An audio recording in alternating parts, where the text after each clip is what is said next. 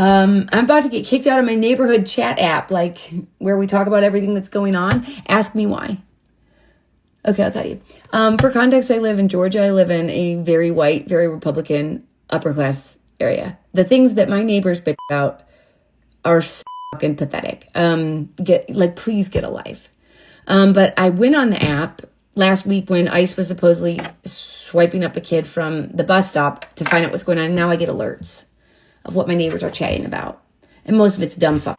One alert caught me today because a lady was very concerned. What are we going to do about this threat? That was the title of her post. And I go to click it. I'm like, what threat? And I open it up and she is saying the threat is a homeless man sitting on the public bench in front of the car wash. She doesn't want to see it.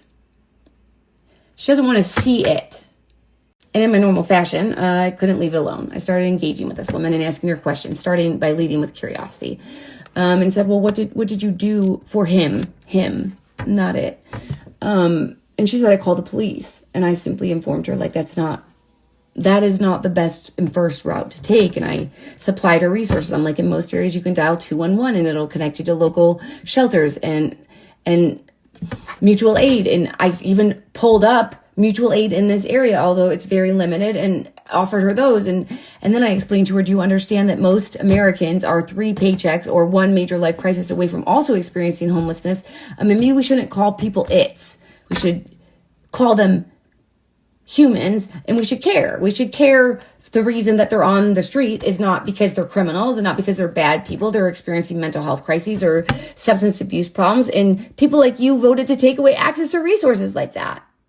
And I'm going to get banned. But my final nail in my community chat group was when I suggested getting the churches involved. Because when I say that you cannot spit around here without hitting a church, and I'm not talking about little churches. I'm talking about big churches, mega churches, franchises of churches. Can't even make that up. When I suggested that, I said, hey, why don't we reach out? I named the one specifically that's on the corner that is massive. It has the space. It definitely has enough space to host elementary graduations. Recruit them early. The people that came to the comment section to say, oh, I go there. I don't think that's a service we provide. I'm like, really, with all the tithing, with all the tax exempt money flowing through those mega churches, you don't want to spread Jesus's love? And then someone was like, they can come on Sunday if they clean themselves up.